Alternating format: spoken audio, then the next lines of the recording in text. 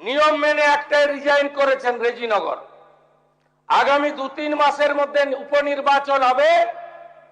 আপনি আপনার ছেলেকে জেতাতে চাইছেন। 72% মুসলিম আছে। মুসলিম ভোটকে কনসলিডেট করার জন্য আপনি এই খেলাটা খেলছেন।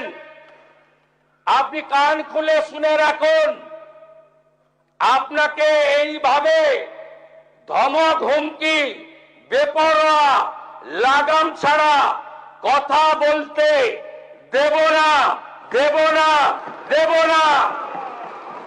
আপনাকে আমি শুধু 3টে উদাহরণ দিলাম। সন্দেশখালীতে একজন ছিল,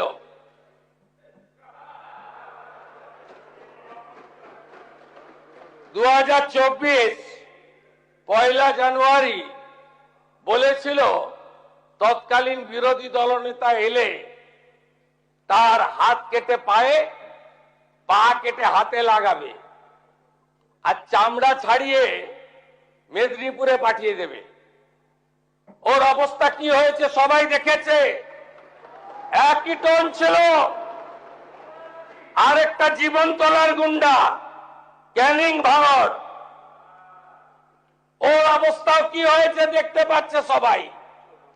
আরেকটা পুষ্পা ঝুঁকে গেনি, এমন ঝোঁকা ঝুঁকেছে খালি পায়ে,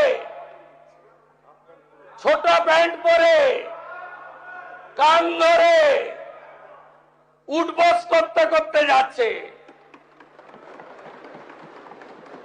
আপনাকে আমি বলে গেলাম পুলিশ তার ব্যবস্থা নেবে।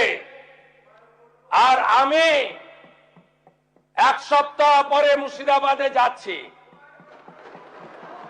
আমি প্রমাণ করে দেব ভারতবর্ষের সংবিধান, আইন শেষ কথা বলে, কোন বাপের আবাদ শেষ কথা বলে না।